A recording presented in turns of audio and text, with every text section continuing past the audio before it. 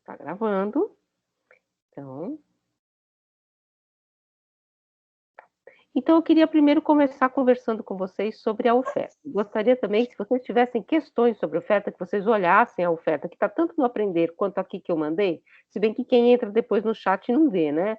Mas ela está lá no Aprender, tá? Que vocês podem pegar. E se vocês tiverem dúvidas quanto à oferta, que vocês coloquem. Fala, Jorge. Diga. Pode ser no chat também, se você preferir. Dá para me ouvir? Dá. Ah, beleza. Priscila, deixa eu te falar. Eu vi que o Fernando vai dar filosofia da música, né? E aí eu Uhum. queria saber se filosofia da música tem pré-requisito e se o pré-requisito é estética. Então, eu perguntei isso, essa disciplina é nova, tá? Eu perguntei exatamente dessa disciplina para o coordenador e ele disse que ela não tem pré-requisito, tá? Eu perguntei, porque ela é nova, eu não conheço, né? Então, parece que ela não tem pré-requisito, então o pré-requisito não é estética, tá? Eu vou ler aqui a oferta, se vocês entrarem aí na lista, vocês têm o nome de todos os professores com as disciplinas que eles vão oferecer, né? Acho que vocês viram aí. Aí vocês têm a estrutura da oferta das obrigatórias. As obrigatórias, isso eu já falei para vocês, mas eu acho que é sempre bom reforçar, elas são sempre, essas disciplinas obrigatórias, elas são sempre fixas, tá? Então, elas não mudam de horário. O que muda de horário são as optativas. Por que elas não mudam de horário? Para que vocês consigam se organizar, tá? Porque se as disciplinas obrigatórias ficam mudando de horário, vocês se desorganizam muito. Né? Então, tem gente que trabalha, tem gente que tal dia nunca pode, aí se organiza para nesse dia poder, e aí a disciplina não está mais lá. Então, a gente não muda os horários das obrigatórias. Então, vocês vão fazer, o semestre que vem, 3 obrigatórias que vão aparecer para vocês. Vocês podem fazer outras obrigatórias? Podem, tá? Vocês podem adiantar, pode pegar disciplina de outro semestre. É aquilo que a gente falou no começo do curso, né? Aí o Yuri está aí, também vocês podem perguntar para ele algumas coisas que eu não posso falar para vocês, né? Porque também eu não sei, são vocês que sabem. Mas algumas coisas que a gente falou no começo do curso. É melhor se manter no fluxo? Sim, óbvio, é melhor se manter no fluxo. Porque se você se mantém no fluxo, significa que você vai ter sempre as disciplinas no horário oferecidas para você. E as disciplinas do fluxo não batem horário, as outras batem horário e não tem jeito mesmo. Agora, é claro, isso depende muito do como vocês estão organizando a capacidade de estudo de vocês, né? Vale lembrar, deixa eu só explicitar isso aí, Jorge, que aí vocês já podem colocar as questões, que o semestre que vem ainda vai ser provavelmente todo à distância. Tá? A gente tem etapas de retorno, tá? Que a gente vai começar a votar. Essas etapas de retorno vão começar pelas etapas de cursos que não podem ser todo online, tipo, tem estágio, tem laboratório, o que não é o caso do nosso. Então, a gente provavelmente vai ir voltando muito lentamente e talvez nós fiquemos como um dos últimos cursos a voltar, assim, na etapa 4, porque nós somos um curso, evidentemente, que não tem laboratório, que não deixou de oferecer nenhuma disciplina, porque vários cursos deixaram de oferecer disciplinas. A gente não deixou, a gente se esforçou para não deixar, e a gente vai ser meio punido por isso, mas enfim. Então, provavelmente a gente vai voltando muito, muito lentamente. Então, pensar também que essa oferta também é uma oferta que vocês vão ter que seguir online, tá? Quase que provavelmente o semestre que vem, tá? Então, pode ser que no meio ocorra um dia a gente já ter uma possibilidade de fazer algumas atividades presenciais, eu estou pensando muito nisso, de algumas atividades presenciais, alguns seminários, coisas muito específicas, já ir começando, voltar, mas pensem que vai ser uma estrutura à distância, tá bom? Você ia perguntar, Jorge? Eu ia perguntar por conta das disciplinas optativas, né? Porque eu vi que a gente tem um número de créditos bem grandinho, assim, de disciplinas optativas. E aí eu queria perguntar se existe alguma sugestão, assim, de como que a gente organiza durante os semestres, ou a gente Então, fica meio à mercê mesmo. eu vou falar um pouco das optativas que estão sendo oferecidas esse semestre. As optativas não são sempre as mesmas, né? Então, eu vou falar um pouquinho das obrigatórias. As obrigatórias que vocês teriam que cumprir. Tá? Antiga, filosofia antiga, né? Que vai ser oferecida de noite de tarde. Ética, que é com esse professor que está dando a palestra agora, o professor Eric, tá? Um dos professores de ética, e com a professora Lígia. A professora Lígia do turno da manhã e o professor Eric está com o turno noturno. Vocês podem fazer a disciplina da professora Lígia, se vocês preferirem? Sim, tá? Se vocês preferirem o horário da manhã, pode. Não tem essa necessidade de, porque vocês estão do turno noturno, vocês só cumprirem disciplinas à noite. Vocês podem trocar de turno conforme o horário que vocês preferirem, tá? Então, depois, se vocês quiserem conhecer o professor Eric, que é o professor que vai dar ética para vocês, eu indico que vocês assistam depois a palestra que está acontecendo agora, tá? Tá acontecendo exatamente agora uma palestra, ele está falando, acabei de ver aqui, e depois vocês podem assistir para conhecer um pouco qual é o trabalho do professor Eric. O outro professor com o qual vocês vão ter aula é o professor de lógica, que vocês já conhecem, que é o Costa Leite, o professor Alexandre Costa Leite, ou um professor substituto que a gente ainda não sabe. Essas são as 3 disciplinas que vocês vão ter que cumprir para se manter no fluxo. Para essas disciplinas não tem pré-requisito, nem lógica, nem antiga tem pré-requisito, e o pré-requisito de ética é essa disciplina de IPF que vocês estão fazendo com a Cecília. Então, vocês não vão ter problemas com essas disciplinas, vocês vão ter essas disciplinas para cumprir. Agora, vocês podem também, se vocês quiserem, colocar uma outra disciplina, ou outras disciplinas, mais de uma, depois vocês podem trancar, se não der conta, que são as disciplinas optativas. Vocês têm que fazer, isso foi que o Jorge lembrou e é bem lembrado, fazer disciplinas optativas. Não é uma opção. Ela é optativa, mas ela é parte do currículo, tá? Então, o currículo comporta disciplinas optativas, que são, se não me engano, 7 disciplinas que vocês têm que fazer, tá? Essas disciplinas optativas. E tem mais ainda, tem as disciplinas que são da cadeia psicopedagógica, que são aquelas de formação docente. Tá? Essas disciplinas também vocês têm que fazer, vocês podem escolher, mas vocês não podem escolher não fazer nenhuma. Do PIBIC, eu falo daqui a pouquinho, tá? Só vou falar agora das optativas, tá? Só vou falar um pouquinho de cada uma das optativas, tá? Que vão ser oferecidas esse semestre, tá bom? E das que vocês podem fazer, das que vocês não podem fazer, porque tem pré-requisito, ou que não é o momento, eu também vou falar. Então, aqui no quadro, então vocês vão ter esse quadro aqui das obrigatórias, né? Que eu estou passando aqui, quer dizer, eu não estou passando para vocês, eu estou olhando aqui. Depois tem os estágios, e aí vem todas as introduções à filosofia, que vocês vão ver aí no quadro também.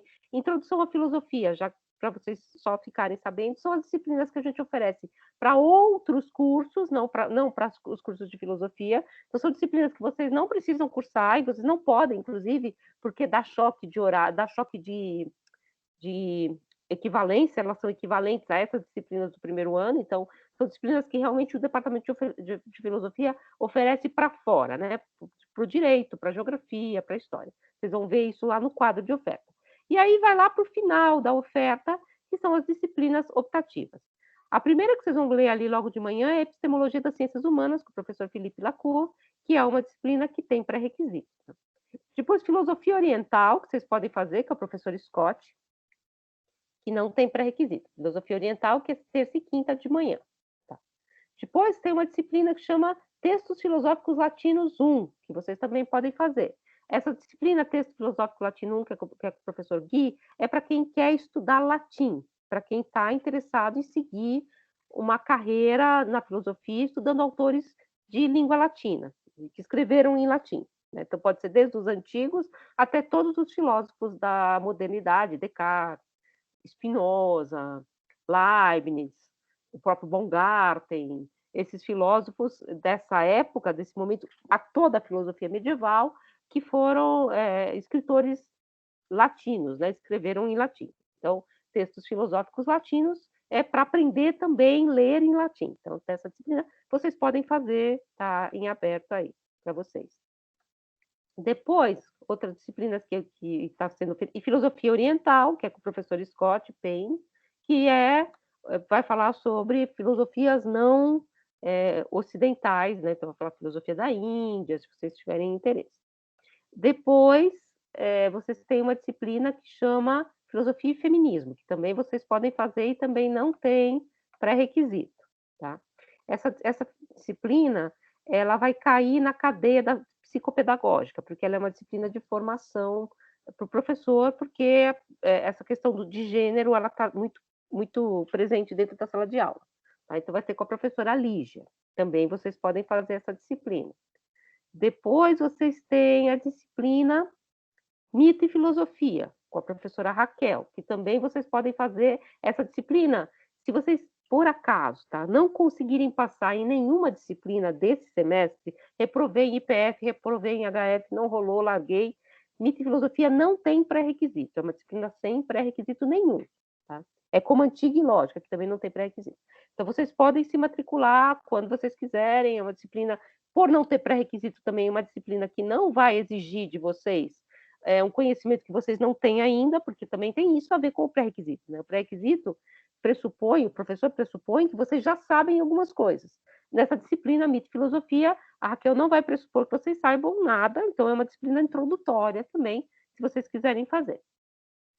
Depois vocês vão ter Filosofia da Lógica, que vocês não podem fazer, porque vocês têm que fazer lógica. Tópicos especiais de filosofia contemporânea, que vocês também não podem fazer, porque tópicos são disciplinas que têm por pré-requisito a disciplina central, né, filosofia contemporânea, e é pré-requisito para tópicos em filosofia contemporânea. São essas duas disciplinas, e filosofia da lógica tem como pré-requisito lógica. Então, vocês não vão poder fazer essas disciplinas agora.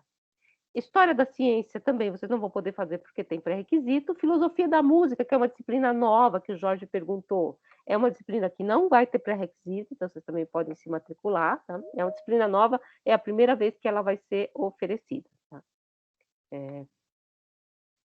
Depois, filosofia na América Latina, que também não tem pré-requisito, mas o pré-requisito que vocês já têm, tá? Que é a IPF, né? Que vai ser com o professor Ilan, que também vocês podem fazer. Filosofia da mente já é uma disciplina um pouco mais avançada, mas vocês podem fazer. Tópicos especiais em filosofia da linguagem, vocês não podem fazer, tá? Porque é um tópico, todos os tópicos vocês não podem fazer. E depois vocês têm ainda filosofia africana, que vocês podem fazer e cai na cadeia das psicopedagógicas. Filosofia africana, que é com o professor Anderson, que vai ser oferecida de noite, né? No segundo horário da noite. Também você tem que olhar isso. Existencialismo, com o professor Márcio, que também não tem pré-requisito, que vocês também podem fazer. E no sábado, muito embora muitas disciplinas tenham uma parte complementar no sábado, porque as disciplinas obrigatórias, como eu falei para vocês, têm 6 créditos. Nas disciplinas de primeiro semestre, os 6 créditos são ocupados com esses exercícios de leitura. Só que nos outros casos, nem sempre, tá? Pode ser seminário, pode ser atividade pedagógica, e elas ocupam, às vezes, o sábado, tá? Então, sábado pode ser que vocês tenham alguma atividade. Essas atividades geralmente não são presenciais, tá? Mas são atividades, como a gente está fazendo no fórum, por exemplo. Mas, para quem não tiver nada no sábado, tem uma disciplina que chama História da Filosofia Brasileira, que é com a professora Ana Miriam, que vai ser voltada para o ensino da filosofia também. Né? A disciplina não tem necessariamente esse desenho, eu já dei essa disciplina aí, eu fiz uma coisa bem diferente, mas a professora Ana Miriam vai centrar um pouco em questões do ensino de filosofia. Então, essas são as disciplinas que vocês podem fazer. Tá? Então, vocês podem escolher nesse rol de disciplinas, que são as disciplinas optativas. Tá? Tirando os tópicos, e disciplinas como História da Ciência, Filosofia da Mente, eu não sei se tem pré-requisito, mas eu creio que tem, que são disciplinas que vão exigir de vocês um certo conhecimento que vocês ainda não têm, Epistemologia das Ciências Humanas, que é um tópico de epistemologia, né? Epistemologia das ciências humanas, mas ela pressupõe que vocês têm conhecimentos de epistemologia. E vocês não fizeram epistemologia ainda, porque é do terceiro semestre. Essas disciplinas que são mais avançadas, que vocês não podem fazer, inclusive porque vocês não têm pré-requisito, eu não indico. Mas as demais, eu acho que é interessante vocês darem uma olhada. Como que vocês vão saber o que vai acontecer? Porque vocês vão perceber logo que cada professor trabalha a ementa de um jeito. Como eu disse para vocês, eu já dei filosofia no Brasil e eu trabalhei questões que são do meu interesse, que são em torno do pensamento brasileiro. Né? Como que se pensa o Brasil. Então, textos que pensam o Brasil. Então, eu trabalhei com textos do Antônio Cândido, textos do Roberto Schwarz, textos do Gilberto Freire, dos pensadores do Brasil. Ele foi atropelado por uma greve, então ele não terminou. O Sérgio Buarque de Holanda, claro, sempre dizendo, mas eles são filósofos? Sim e não, né? Então foi uma coisa que a gente conversou um pouco durante a aula. Agora, você tem esses tópicos, né, dentro do texto. Só que a Ana Miriam vai trabalhar uma outra coisa. Então, vocês vão perceber que a mesma disciplina, ela pode ter, apesar de ela ter o escopo comum, ela pode ter enfoques muito diferenciados, dependendo do professor e de quais são os textos com os quais o professor trabalha. Então, é bom sempre olhar o programa, porque tem a ementa é uma coisa fixa, e as nossas ementas são muito simples. E o programa já é aquilo que eu mostrei para vocês, né? Aquilo que eu dei para vocês, esse papel aqui, né? Que já vem elaborado, inclusive, quais são os textos, quais são os dias. Cada professor faz o programa de um jeito. Então, olhem os programas, tá? Por exemplo, eu quero fazer MIT Filosofia.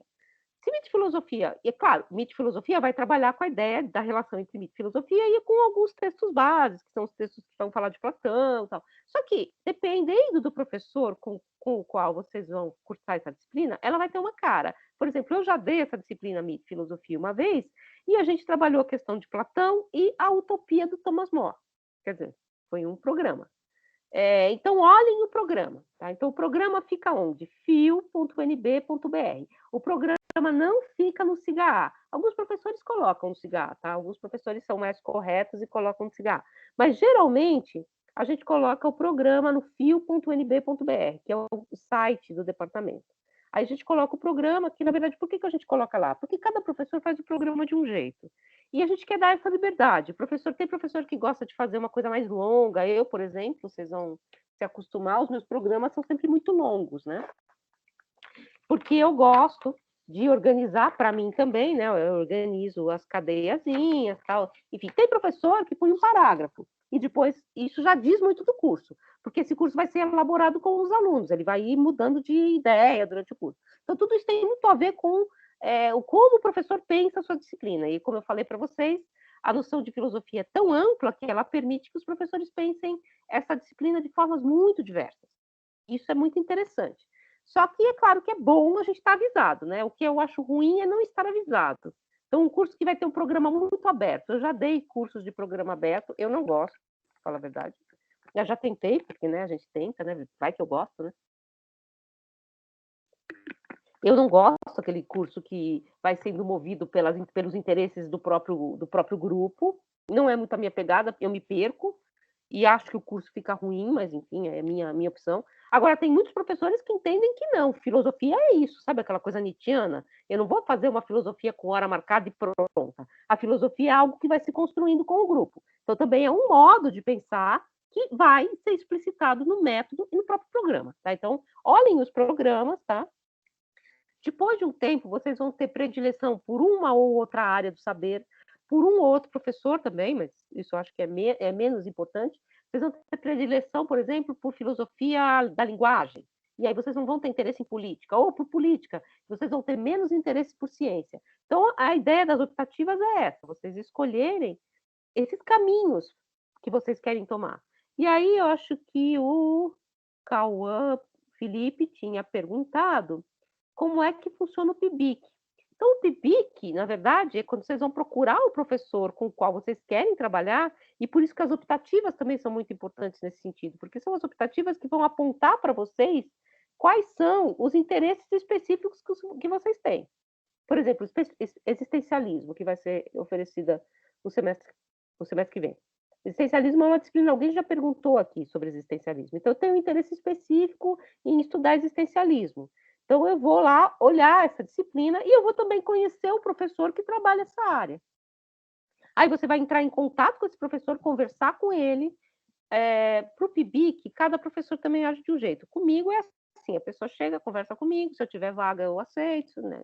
Agora tem professor que faz um pequeno edital, então ele faz um edital, ele recebe as pessoas, ele escolhe, seleciona, faz entrevista, então depende muito, tem que ficar muito atento. Tá? Mas é um pouco assim, o PIBIC tem a ver com a escolha das áreas. Isso significa que eu fiz um PIBIC, escolhi uma área, mas depois eu mudei de ideia, eu estou condenado? Não, você faz outro PIBIC por outra área, enfim, vocês vão experimentar. A graduação, ela tem muito essa cara de experimento mesmo, né? Então, você tem um cardápio, vamos dizer assim, obrigatório, que é a formação básica de um filósofo, né? Aquilo que o Costa Leite explicou muito bem, aquilo que são as grandes áreas da filosofia e que vão cobrar de vocês, sendo especialistas ou professores de filosofia ou estudiosos de filosofia, que vocês tenham pelo menos ouvido falar dessas questões. Agora, existem os aprofundamentos. E dentro dos aprofundamentos, as interfaces da filosofia são inúmeras. E é isso que é interessante. Né? Então, vocês têm que cumprir esse todo. Então, nenhum filósofo que se preze não conhece nada de política.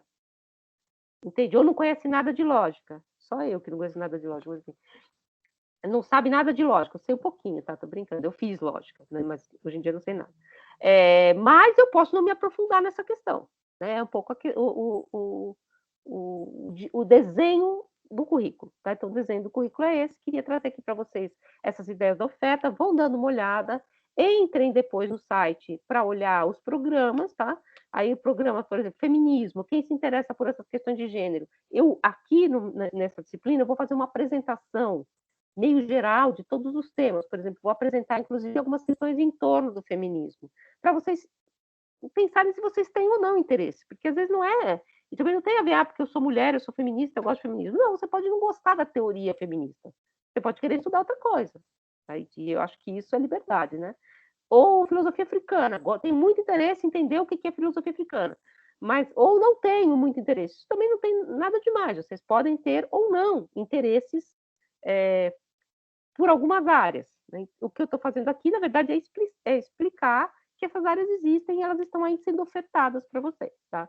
E também eu acho que é muito importante vocês conversarem entre vocês. Vocês fizeram aquele grupo lá de vocês, né, dos alunos, eu acho que vocês têm esse grupo de Zap, né?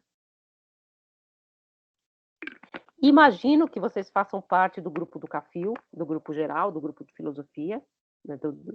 Façam esses contatos. Eu sei que é chato ter um monte de Zap, mas quando o Zap sai do ar a gente fica desesperado. Né? Gente, eu pisei em alguma coisa que está picando meu pé. Mas fiquem atentos a esses grupos, porque nesses grupos vocês vão trocar informações. Por exemplo, tal professor é imperdível, tal currículo é muito bom, tal professor é muito difícil, não faça agora, faz depois, sabe? Então, são informações que eu também não tenho totalmente, né? Eu não posso trazer para vocês essas informações, porque eu realmente não tenho as informações completas sobre sobre como são os cursos, né? Eu tenho alguns elementos que eu conheço, mas não tudo, não é tudo que eu sei, né? Você tem alguns elementos que eu não conheço, os professores que eu não conheço, inclusive porque a gente está em pandemia há alguns anos e alguns professores eu não conheço. Então tem todas essas dimensões que eu acho que entre vocês trocam essas informações também, tá? Quis trazer um pouco aqui, então, essa perspectiva um pouco mais geral do curso, né? Novas mensagens. Então, alguém aqui sabe desse grupo geral? Eu não sei se é um grupo do CAFIL ou se é um grupo de filosofia. Eu sei que ele existe. É um grupo do Cafil, mas o que acontece? Ele é um grupo de informes. Então, só quem fala no grupo são os administradores. Então, eles mandam palestra, mandam oferta, Tá. mandam os eventos que vão ter. Eu vou pedir o link, porque eu sei que, como tem muita gente, é mais de um grupo. Aí eu vou Hum. pedir do que ainda tem vaga e mando no nosso grupo de HS. E tem um grupo que é para ficar mandando, porque já me mandaram assim, um grupo que vocês ficam mandando coisas, não tem? Tem, eu ia até mandar, mas ele já tá lotado, Tá? 256 pessoas. Se sobrar uma Ah, vaga, eu mando lá no. tá. Ah, faz outro. Porque eu sei que tem um grupo, porque as pessoas me mandam, olha o que estão falando no grupo, assim. Então também fiquem sabendo que a gente fica sabendo, tá? Os alunos tiram um print e mandam pra gente. Olha o que falaram de tal professor, olha o que falaram, tô brincando, tá? Tem fofoca. Gente, eu vou ter que olhar um negócio aqui que tá um cheiro estranho aqui. Não, não tá queimando. Cheiro de queimado. Será que é meu computador? Não, não faça isso. Pode ser que é de comida, né? Ah, que essas coisas ficam tudo gravado, essas doideiras, né? No meio. Então, eu vou dar o semestre que vem uma matéria, que é a matéria que eu estou dando agora à noite, que é Introdução à Filosofia, que é uma matéria que não é para vocês, que não por exemplo, agora o curso que eu dou depois desse aqui é o curso que eu ofereço para o direito, tá? Que é para o curso de direito. Esse outro que eu vou oferecer, acho que é para geografia. Então, a gente oferece essas disciplinas. E a outra disciplina que eu vou oferecer é metafísica, que é uma das últimas disciplinas do currículo, tá? É uma disciplina de final de curso. Tá? Então, essas são as duas disciplinas que eu vou oferecer o semestre que vem. Mas aí depois a gente pode se encontrar em grupo de estudos. Eu estou pensando em fazer algumas coisas presenciais pequenas, tá? Como algumas oficinas, né? Algumas coisas que, para a gente ir voltando aos poucos também, porque também essa distância está causando muitos problemas, a gente está perdendo muito alunos, os alunos estão ficando doidos em casa, né? Então aí a gente conversa também, eu mantenho, vocês podem sair, tá, gente? De boa. Mas eu mantenho aqueles grupos de Zap, porque eu costumo muitas vezes mandar palestra, mandei aquelas palestras para vocês da semana universitária, eu vou mandando, assim, claro, se vocês acharem um saco, vocês podem sair, tá? Mas eu vou mandando esses informes, as palestras do departamento, os eventos do departamento, coisas que eu acho interessante. Então, é sempre bom estar ali, dar uma olhada, às vezes, que é o modo da gente se manter próximo, né? Então, é isso. Agora, eu queria abrir mais um momento antes de eu entrar nesse tópico novo do curso, que é se vocês têm questões sobre a prova. Eu vou explicar um pouquinho o que vai acontecer agora. Eu comentei os 2 fóruns, os comentários, na verdade, eles valem para todo mundo, tá? Vocês podem ler os comentários de todo mundo. O fórum do Hegel, eu dei uma olhada, eu e o Yuri, a gente deu uma olhada, e eu vou fazer um comentário mais geral, tá? Por que eu vou fazer isso? Para dar tempo de ficar pronto até o final da semana, e vocês terem como usar isso para a prova. Porque se eu for comentar um por um, eu posso até comentar depois, mas se eu for comentar um por um, vai demorar muito. Então, eu vou falar, olha, mais isso, menos aquilo, mais por esse caminho. Vou ler todos, tá? Já comecei a dar uma olhadinha. E vou dar esses apontamentos para vocês, que é um pouco para produzir as questões da prova. Vocês têm alguma questão quanto à prova que vocês gostariam de perguntar? Aproveita. Senão, a gente já vai para o curso. Não? Então, a prova, como eu falei para vocês têm que se valer dos fóruns, tá? Aproveitem os fóruns, leiam os fóruns dos colegas, inclusive, vocês podem comentar o fórum do colega, tá? Vocês podem entrar claro, comentar educadamente, né? Somos todos civilizados. Entrar lá, não é assim, chegar, como você é idiota, não, nada disso, né? Você chega lá e concordo, não concordo, tá? Você pode comentar o que o outro colega escreveu, né? Inclusive, enfim, apontar alguns elementos, né? Então, os comentários são abertos, tá? Então, por isso que é uma construção coletiva de conhecimento que está se dando ali. Agora, na prova, não. Na prova é um documento de Word, que vocês vão colocar lá para mim, fechado, e só eu vou ler, tá? Então, aí é uma conversa entre nós, entre eu e a prova, mais íntima, em que eu vou poder também fazer comentários mais incisivos no texto. Qual é a função desse momento de HF? Como eu costumo pensar, IPF é uma disciplina que ajuda vocês a aprender a escrever filosofia. E HF é uma disciplina que ajuda vocês a aprender a ler filosofia. Que esses 2 movimentos, ler e escrever, são os movimentos primordiais para entrar no estudo da filosofia. Então, a capacidade de leitura, então essa leitura estrutural, linha a linha, tenta entender o argumento, tenta não saltar por cima das razões do próprio texto para outros temas que o texto não traz, porque toda vez que a gente faz isso, a gente se confunde. Não perguntar para o texto que o texto não quer responder. Então, ter um certo respeito com o texto. E com a Cecília, vocês estão trabalhando questões que são próximas à escrita. É claro que escrita e leitura andam juntos. Vocês vão estar instrumentalizados, então, eu imagino, para os próximos cursos. Quando vocês chegarem lá no curso do Eric, eu vou falar mais do curso do Eric, que é o curso que eu conheço mais, porque o professor de filosofia antiga é novo, eu não o conheço muito bem, mas imagino que seja muito próximo também dessa questão da leitura dos textos. E lógica é realmente um outro planeta, que depois a gente explica assim, é um planeta... vocês vão ficar sabendo quando vocês conversarem. É uma coisa muito encantadora, mas que é bem diferente do modo como a gente lida com textos, né? Não é exatamente, eu vou falar o que eu acho, tá? Não é exatamente um curso de textos, né? É um curso de formalizações, é um outro modo de entender filosofia que a gente vai, inclusive, entender agora o porquê que ela é assim. Esse outro modelo. Mas um curso, por exemplo, um curso como o do Eric, ou um curso como da professora Lígia, que é quem vai dar ética de manhã, são cursos baseados em textos que são difíceis, né? O Eric, por exemplo, ele é hegeliano, ele estuda Hegel. A Lígia estuda Maquiavel, Hobbes, ela estuda já os teóricos mais clássicos da política. Eles vão ler linha a linha esses textos, eles vão pedir que vocês exercitem isso que a gente aprendeu aqui. Não dizendo que é leitura estrutural, claro, né? Nem falem isso porque o Eric joga uma garrafa em vocês.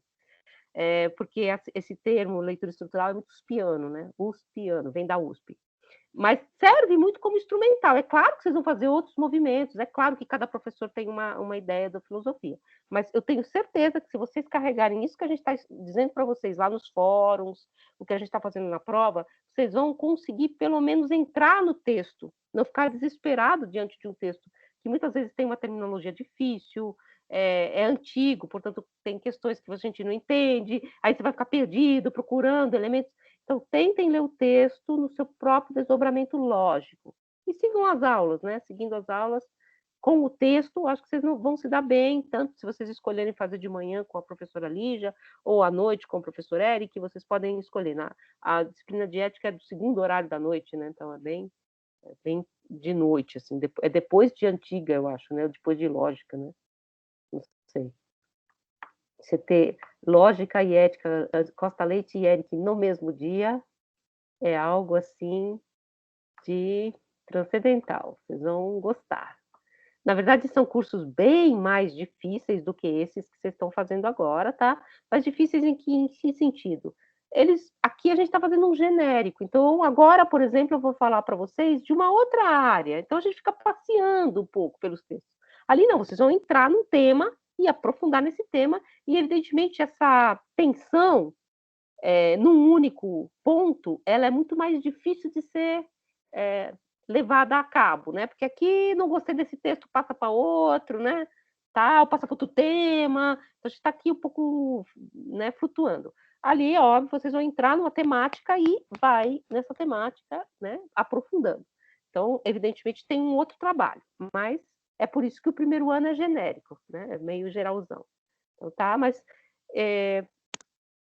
caso vocês se matriculem nessas disciplinas e achem que não está dando conta, porque são muitas disciplinas, tranquem, espera um pouco, vai voltar presencial. Presencial, evidentemente, é muito mais tranquilo, porque você tem como olhar como professor, conversar com seus colegas, colar na prova, não estou brincando.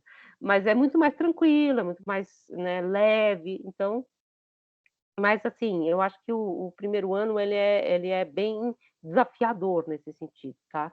E fiquem sempre em contato com os colegas. Vocês têm alguma questão de alguma disciplina?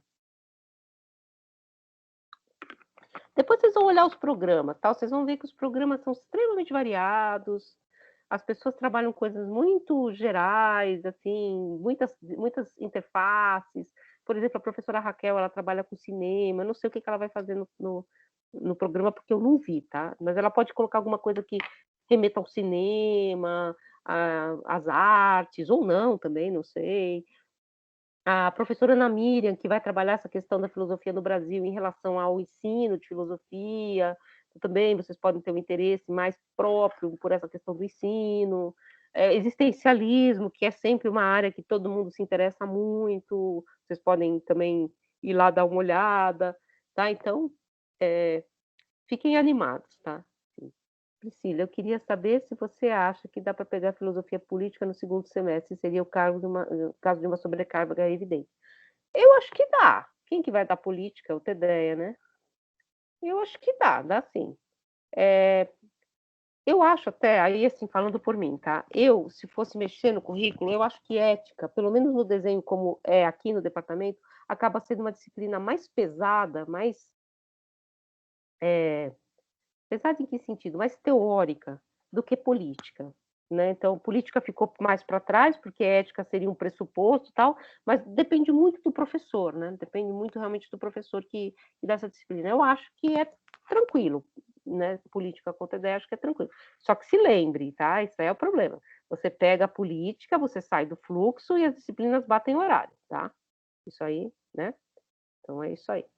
Agora, quem puder, por exemplo, eu vou falar da minha experiência, já vou fechar, tá? Porque a gente só fica falando disso, mas eu vou falar da minha experiência na filosofia. Eu fiz filosofia na USP, eu morava muito longe da universidade, muito longe, né?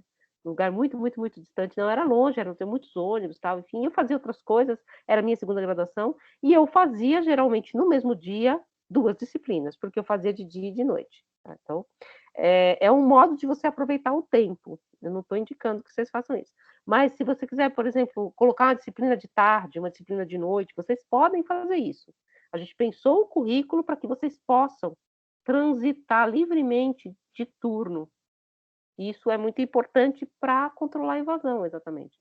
Porque vocês sabem como é, né? Estou trabalhando numa coisa, aí eu mudo de emprego, aí o meu emprego passa a ter trabalho de noite, aí eu não posso mais ir de manhã, então vocês não têm esse problema. E, num certo sentido, para quem tem um ânimo, né, dá para colocar uma disciplina à tarde, que não vai atrapalhar o fluxo, entende? Assim. Então, aí, olha, assim, as pessoas, suicídio, né? Você pega Antiga, Eric e Costa Leite, e pega a noite completa, depois você pega TD de tarde, aí você fica assim, voando.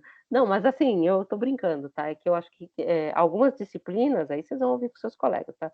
Elas são, elas são gargalos, mas também depende muito. Tem gente que acha uma delícia.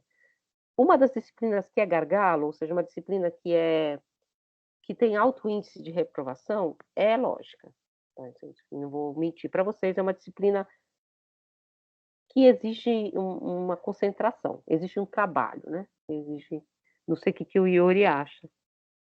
Nada, né? Não Eu vou passei sem lógica com o MM mais suado da minha vida, mas assim, tem gente que gosta mesmo, né? é, Depende muito do é, perfil da pessoa. é. Vou até mostrar aqui para vocês que eu achei esses dias. Ó, aqui meu trabalho de lógica, ó, 6. Seisão básico, ó. Tenho aqui, tenho até hoje guardado. Então, eu também era péssima em lógica. Então, é muito como a gente pensa, né? Então, mas assim, há pessoas que adoram, que chegam lá e se descobrem. Eu acho que é um pouco essa a ideia de uma graduação, né? Você abre muitas portas, e claro que nem tudo. Por exemplo, vocês podem fazer latim, né? Eu tentei fazer latim, acho latim a coisa. Latim e lógica, eu acho uma coisa assim, acho uma coisa linda para as pessoas que sabem, porque eu achei depois grego muito mais de boas do que latim. Eu peguei latim 1, 2 e 3 com o guia, eu recomendo, se vocês quiserem pegar, assim, porque é uma matéria leve, assim, se vocês quiserem só complementar com uma optativa para não pesar muito, assim, com ética e lógica, é uma boa estratégia, assim, eu acho que dá para continuar, né? E no outro semestre vocês Sim, pegam 2, depois isso, 3. isso. Tem isso também. Essas disciplinas de línguas, você tem que pegar logo, porque depois, daqui a pouco, aí o semestre que vem ele dá o 2, mas ele não dá o 1. E aí você só vai entrar quando for no, sei lá, o 4 e ele voltar, né? Mas tem também textos gregos, tal, enfim. É um pouco aprender, não é aprender gramática, né? É aprender a ler textos em latim. Eu acho importante, é legal. Tá? Então, já que o Irudi recomenda, eu fiz latim mas aqui era outro, depende muito, né? E depende, inclusive, do como que é. Grego não vai ter esse semestre, mas tem grego. Você pode pegar grego 1 no departamento de letras, isso também. Aí é módulo livre, mas pode sim.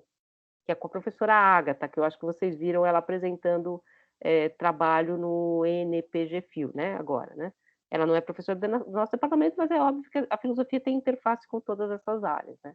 Vocês podem pegar grego e latim lá, só que latim é muito difícil, né? Porque latim é uma disciplina obrigatória na letras, né? Então, é muito difícil, mas pode, é módulo livre. E acho que eu indico, tá? Outra coisa, agora também, depois eu vou fechar mesmo e a gente começa a falar de filosofia.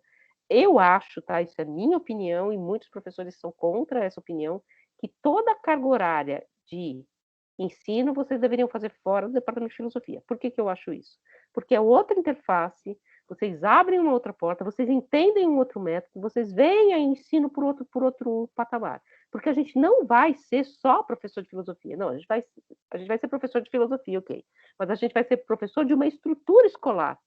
E a gente pensa muito dentro da caixinha. A gente pensa, nós somos professores de filosofia. Eu vejo isso muito nos alunos, inclusive, do PIBID, não só de filosofia. Você não consegue falar em relação à escola, e você é professor da escola. Então, eu indico, tá?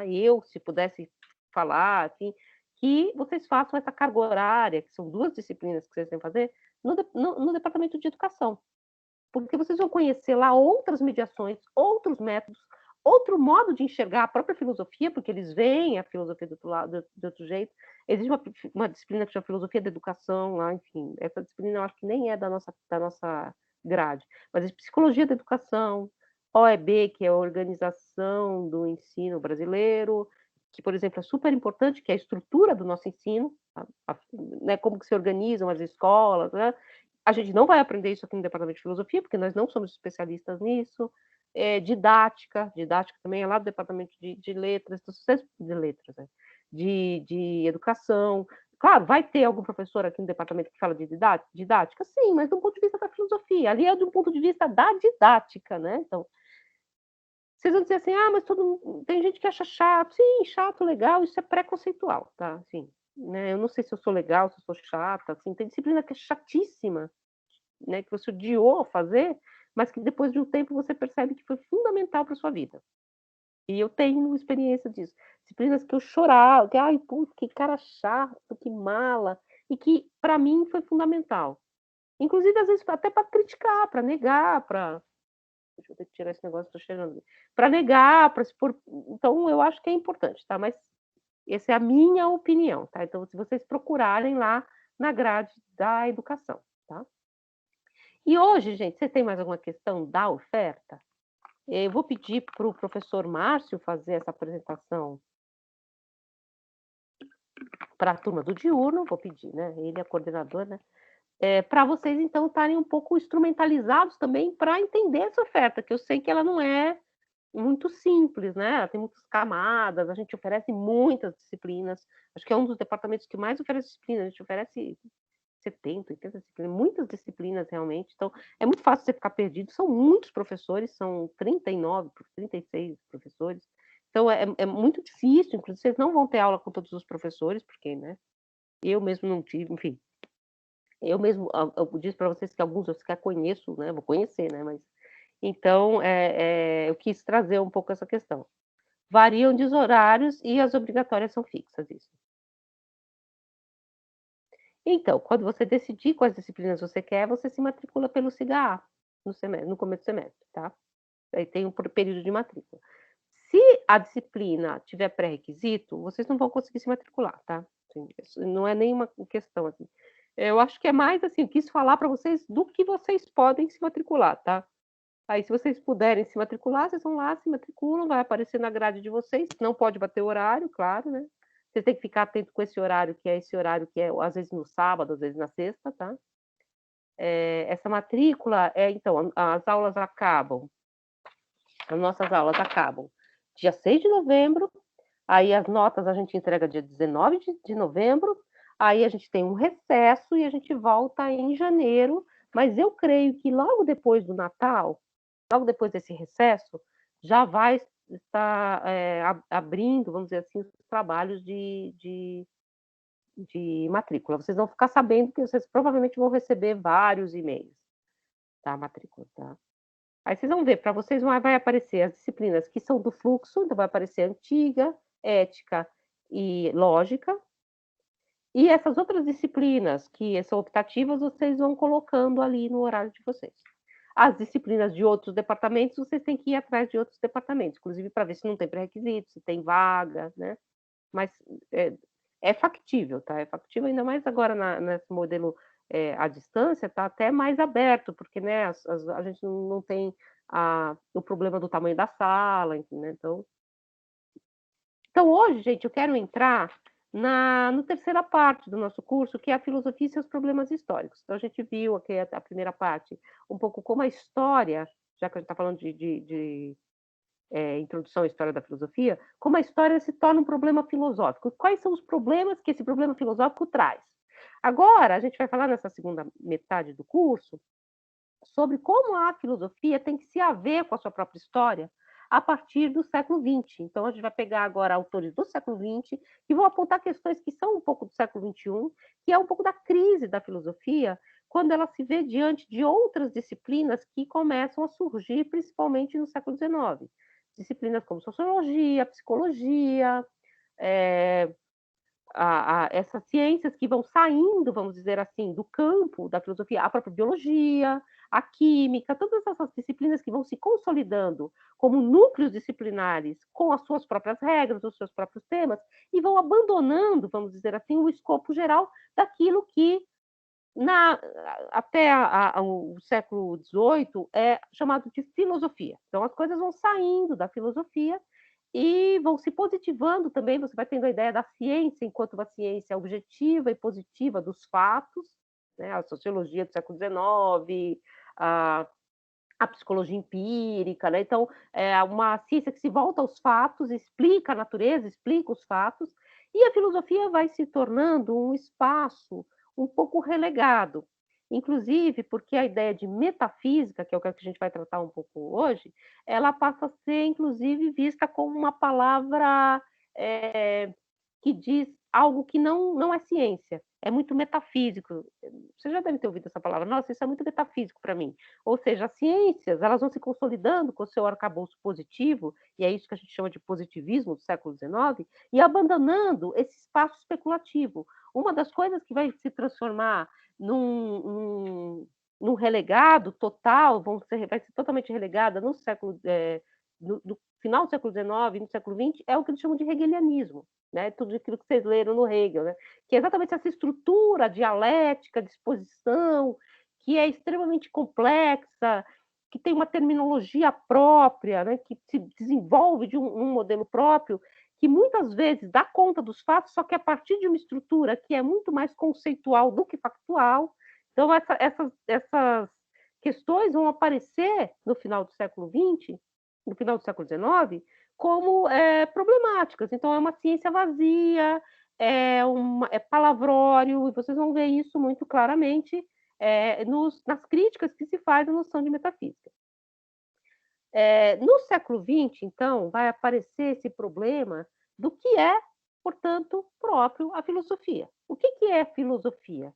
O que é metafísica? O que é, então, esse arcabouço teórico que tem a sua história, né? Sua historicidade que começa lá na Grécia, aqui, pelo menos nesse desenho da filosofia, e chegou aqui no século XX como uma disciplina, ela é uma disciplina universitária, só que é elegante e sofisticado, né? Enfim, como os hegelianos. Mas chegou no século XX como uma disciplina universitária, mas que parece que não tem muito um papel, assim, ela parece que ela está esvaziada. Inclusive, um dos textos que a gente vai ler em metafísica no semestre que vem, que é o do Russell, é a ideia de que a crise da filosofia é uma crise europeia. Em que sentido? Não porque a filosofia é a Europa, mas ela é uma espécie de uma crise civilizatória. É como se você apontasse muito mais para um aspecto técnico, tecnológico das ciências e abandonasse exatamente essa reflexão primeira, que é essa reflexão filosófica, ela fica posta de lado.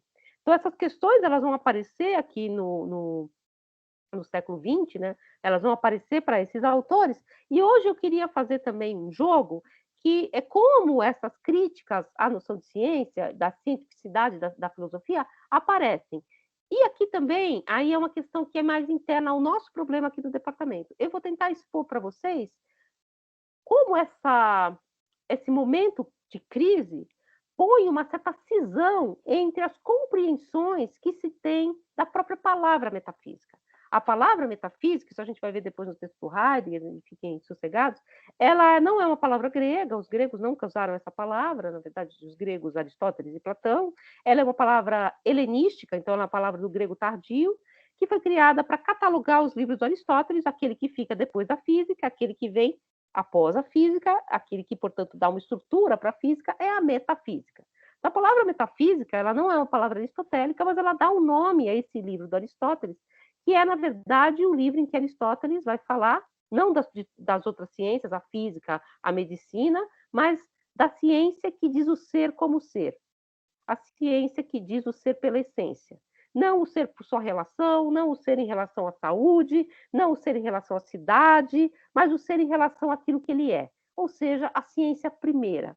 Então, o título em Aristóteles é Ciência Primeira, que passa a ter o nome, pela tradição, de metafísica. Então, metafísica, ela é praticamente um sinônimo de filosofia, nesse sentido de ciência primeira. Vale lembrar que em grego a palavra filosofia significa ciência em geral. Então, a física é filosofia também. Mas a metafísica é essa filosofia primeira, ou seja, a ciência das ciências, a rainha das ciências. A ciência que diz a essência do ser, daquilo que é. Essa metafísica, exatamente essa ciência que diz o ser pela sua essência, é essa que vai entrar em crise. Então, a gente vai ver agora, nesse momento, e é um pouco que eu quero apresentar para vocês, como os autores do século XX, eu peguei aqui, pensei em alguns, vão trabalhar essa ideia de metafísica. E como eu posso escapar essa crise da metafísica numa noção que a gente pode chamar de superação da metafísica. Então, como superar a metafísica?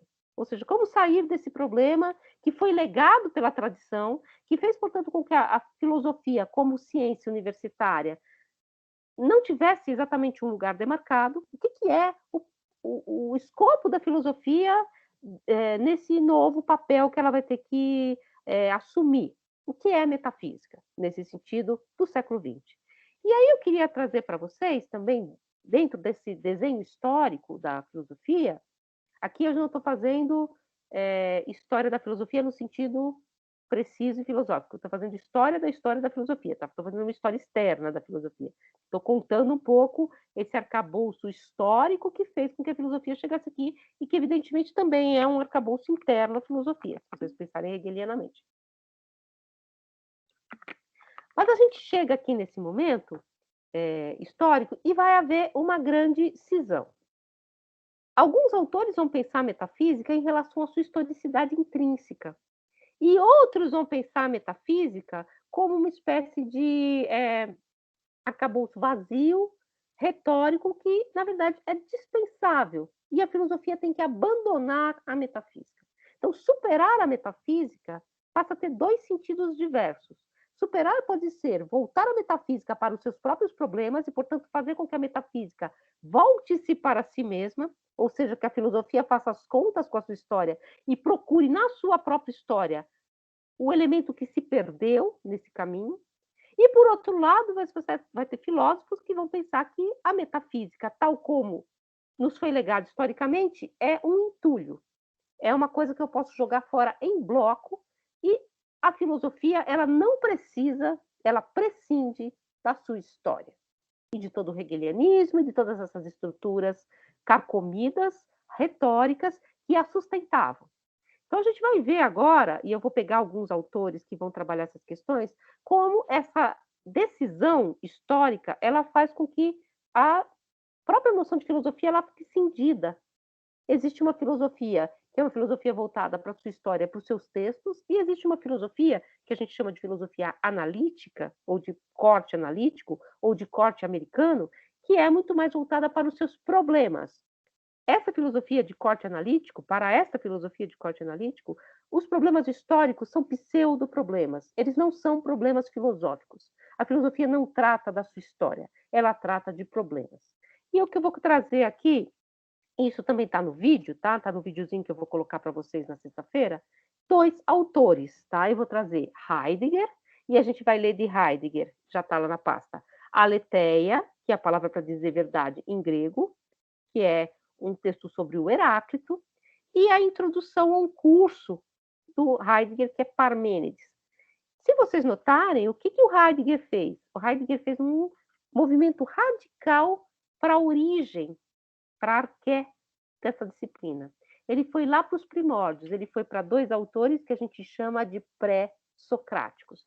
O que Heidegger faz, então? Ele, para entender o caminho da metafísica, ele vai jogar a metafísica para fora da própria metafísica, para antes da decisão metafísica platônica, para antes da própria filosofia.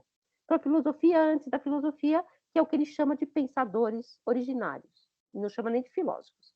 E aí a gente vai falar um pouquinho desses dois autores, tal como ele lê, Heráclito e Parmênides. E também, num certo movimento, a gente aproveita para fazer uma visita à filosofia antiga que a gente não viu até agora. A gente já entrou no curso a partir da modernidade. Então, a gente joga um pouco para trás, mas vendo, evidentemente, com uma lente contemporânea esse passado, tá? E vocês vão ver isso, inclusive, quando vocês estiverem no semestre vindouro, quando vocês estiverem fazendo a disciplina com o professor Eduardo Wolff, vocês vão ver essa questão da filosofia antiga a partir da própria filosofia antiga. Né? Então, aqui a gente está vendo, na verdade, essa questão a partir do Heidegger.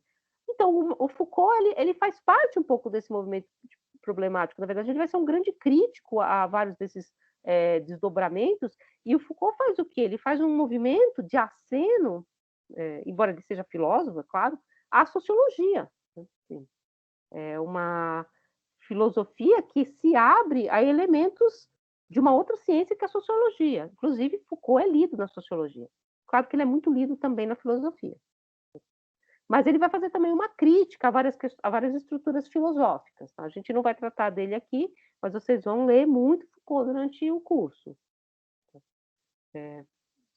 Inclusive, Foucault é um leitor de Nietzsche, tal qual Heidegger. Tá? Heidegger é um leitor de Nietzsche. Tá? Então, um pouco naquela pegada crítica em relação à própria historicidade da filosofia. Tá? Heidegger, inclusive, vai dizer que Nietzsche não saiu da metafísica, mas ele é o último dos metafísicos.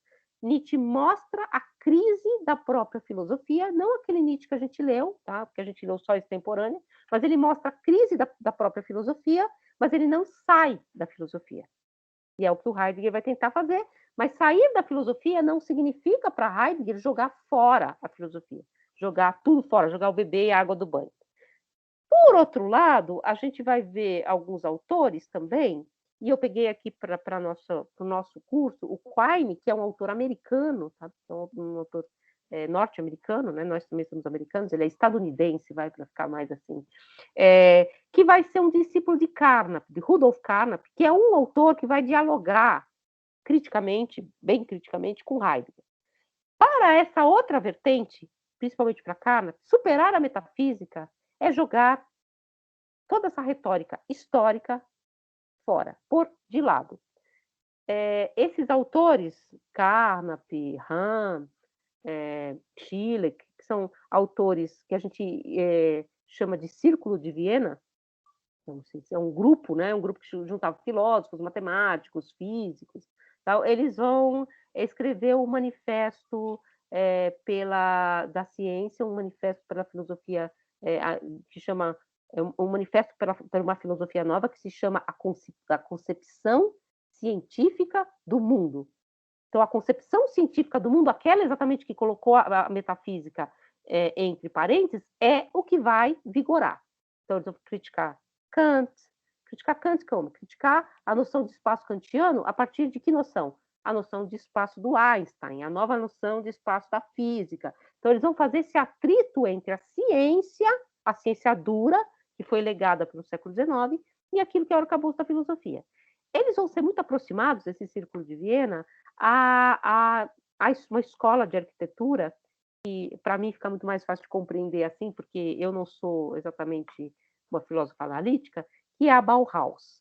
Para quem conhece, já ouviu falar da Bauhaus? Bauhaus é casa em construção, né? Bau é construir e Haus é casa, em alemão. Bauhaus é casa em construção, é a construção de uma casa. Então, essa ideia de uma construtividade. E a Bauhaus, da qual Brasília é uma herança, tá?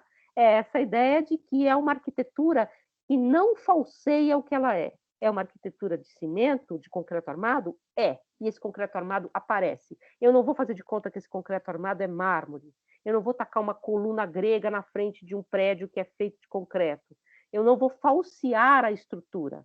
Eu não vou, portanto, cobrir de elementos retóricos, ornamentais, aquilo que é a estrutura limpa.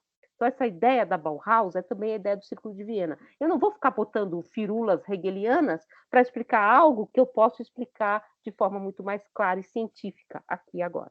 Então, essa ideia da noção da ciência, né, da concepção científica do mundo, que a gente vai discutir depois que a gente lê também o texto do Heidegger. Inclusive, o Carnap tem um texto em que ele faz uma crítica direta aos textos do Heidegger. Ele pega um texto do Heidegger e mostra que o problema do texto do Heidegger é um problema linguístico, é um problema lógico, é da lógica da linguagem, e não um problema filosófico. O que significa isso? Não é que o Heidegger está errado, ele simplesmente não está. Aquilo não é um problema, aquilo é poesia, no máximo. E o Carnap diz, esses filósofos são, no limite, maus poetas. Né? São maus artistas, são artistas ruins, porque eles não conseguem ser artistas, então eles viram filósofos, né? Enfim, aquilo que a gente fala, né? Não conseguiu ser pintor, virou crítico, mas não é isso também. Mas, assim, um pouco essa ideia de que isso não é ciência. Então, eu vou ler para vocês, rapidinho, eu vou ler porque está no videozinho que vocês vão receber, dois textos, na verdade, dos anos 20, o do Heidegger, ele é um texto que caminha mais, assim, ele é de 20, mas ele também foi reescrito depois, tal, mas que são mais ou menos contemporâneos, ambos têm por título Superar a Metafísica. Então, eu vou ler primeiro o texto do Heidegger, porque a gente vai ler primeiro Heidegger. Heidegger vai dizer assim: a superação da metafísica é pensada em sua relação com a história do ser. É um signo precursor que anuncia a compreensão inicial do esquecimento do ser. Ou seja, a superação da metafísica é voltar a metafísica para si mesmo. É voltar a metafísica para aquilo que Aristóteles diz que é metafísica, a filosofia do ser como ser. Aí alguém me perguntou, eu não sei se foi nesse grupo ou no outro, é por isso que a gente diz que é ontologia, porque onton é o ser, em grego. Então, é a ciência do ser. Então, superar a metafísica é pensar a relação da história do ser, portanto, é pensar a relação da história da filosofia. E ele continua. O que se demonstra no signo é anterior ao signo, embora também anterior a ele próprio. É o próprio advento, é o próprio acontecimento. O que, para o pensamento metafísico, apresenta-se como signo precursor de outra coisa, conta com o simples e último clarão de um esclarecimento mais original.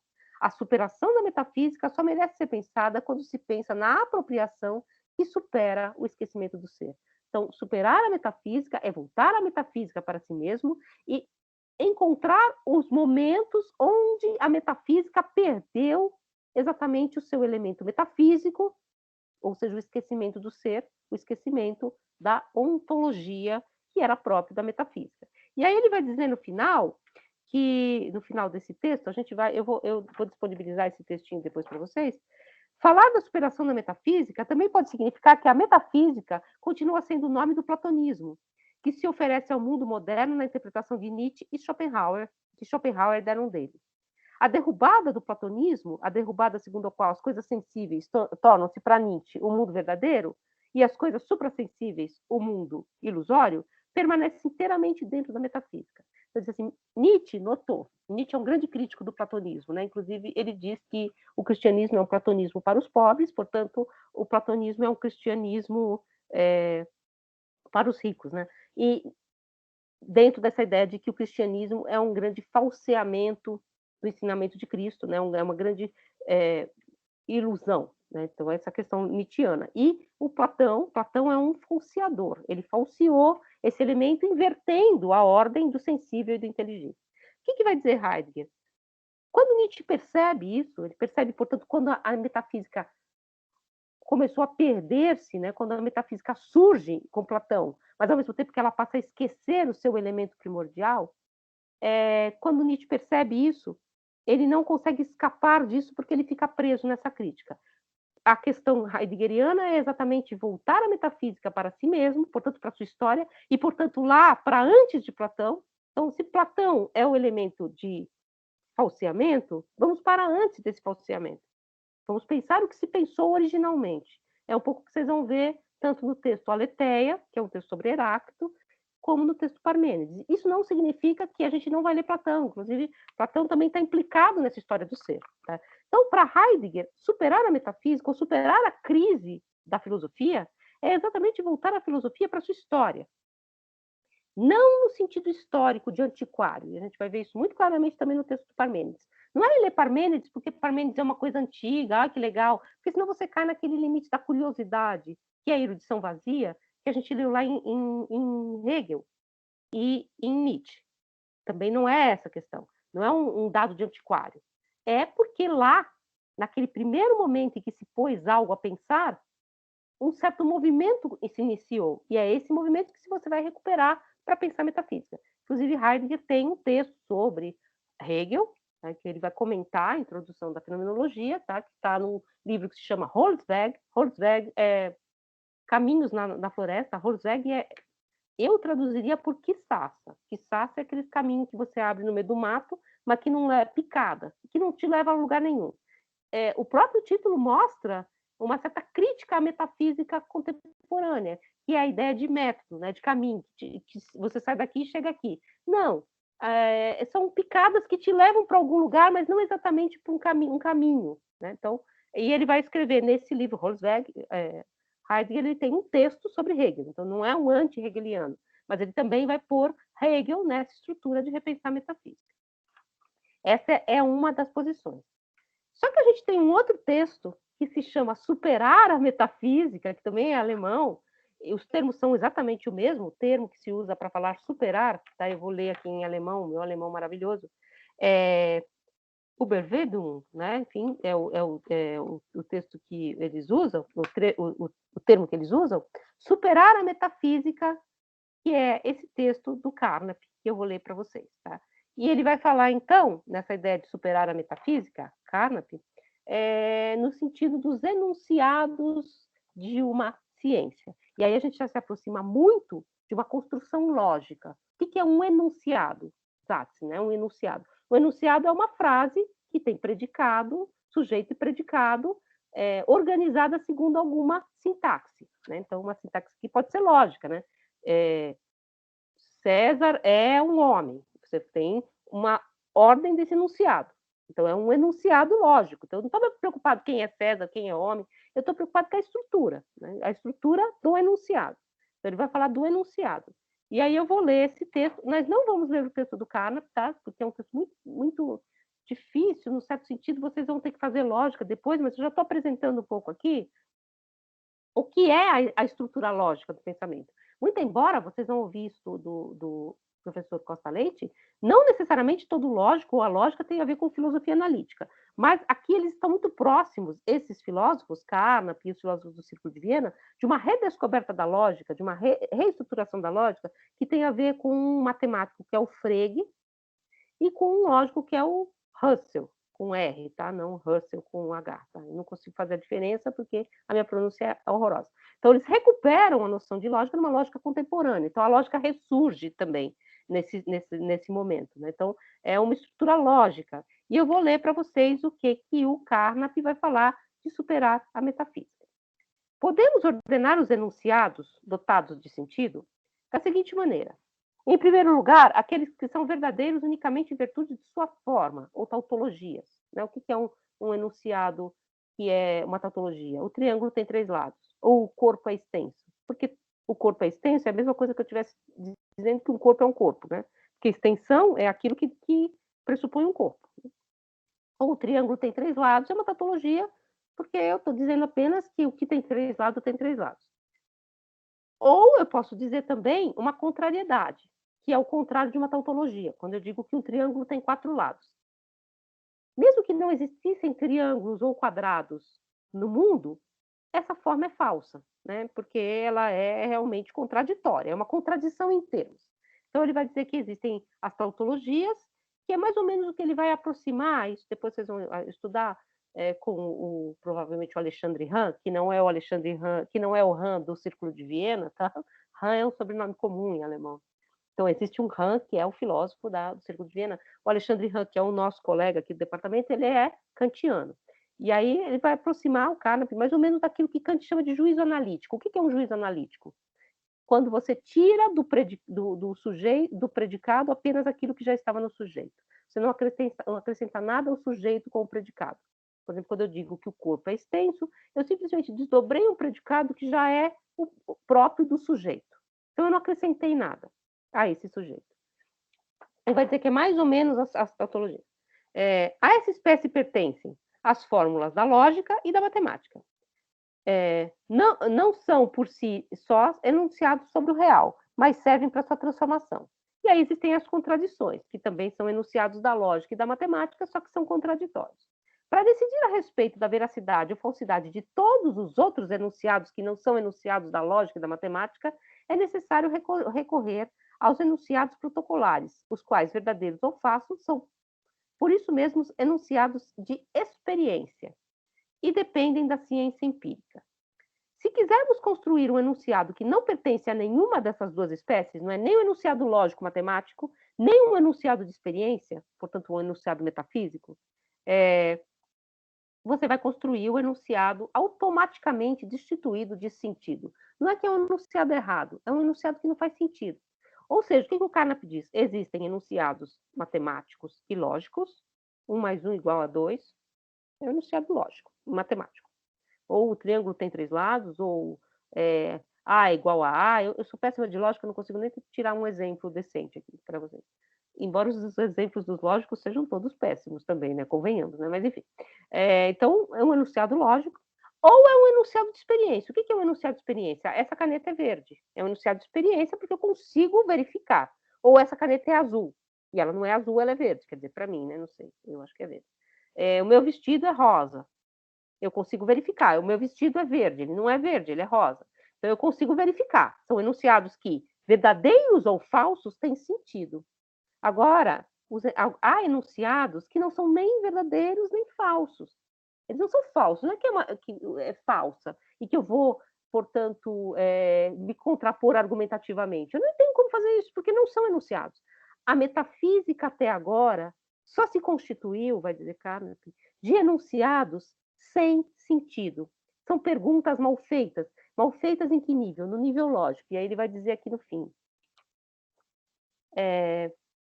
E como a metafísica não quer nem formular enunciados analíticos, isso é, enunciados lógicos ou matemáticos, nem insinuar-se no domínio da ciência empírica, ela é obrigada a empregar palavras na ausência de qualquer critério, palavras que por isso são privadas de significação, ou então combinar palavras dotadas de sentido de modo que elas não resultem nem em enunciados analíticos, eventualmente contraditórios, né, que podem ser errados, falsos, nem enunciados empíricos. Tanto num caso como no outro, obtém-se inevitavelmente pseudo-enunciados. Parece um enunciado, parece que é gramaticalmente correto, mas não está dizendo nada. É o que o Carnap vai dizer, por exemplo, de um enunciado heideggeriano, que o nada nadifica, o nada aniquila, né? Nadificar pode ser isso. O nada aniquila.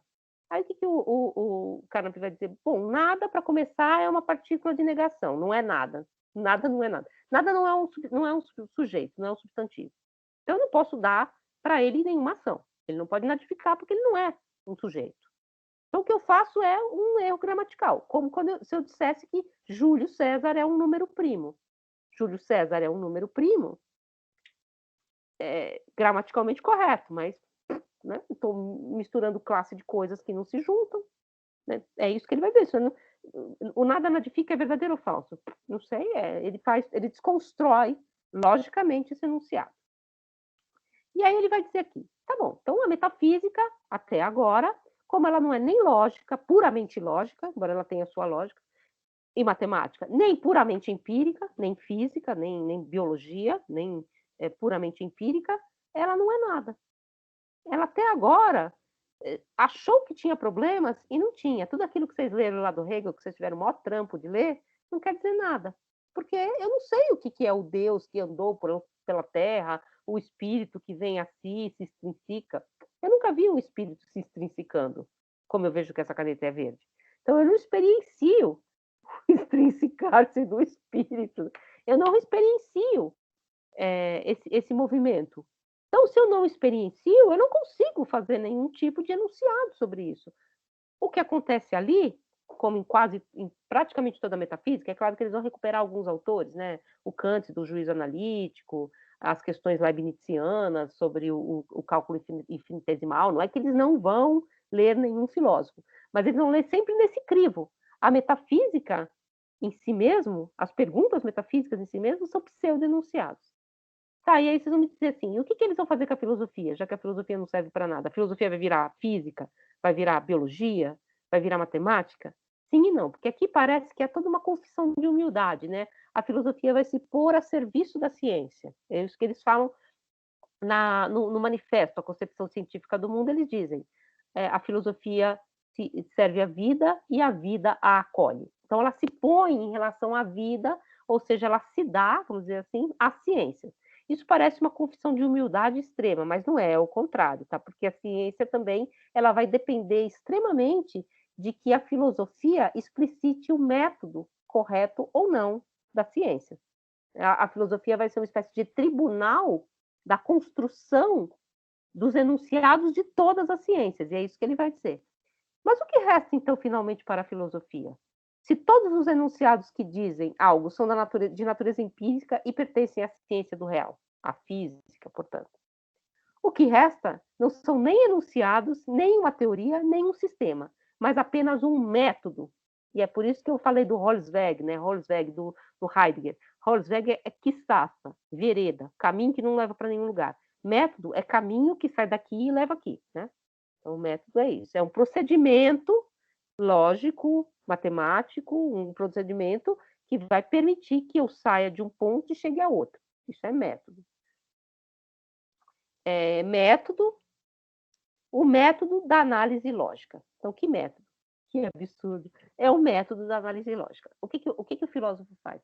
Ele analisa logicamente os enunciados das outras ciências e do mundo e verifica se esses enunciados estão ou não bem construídos, do ponto de vista lógico.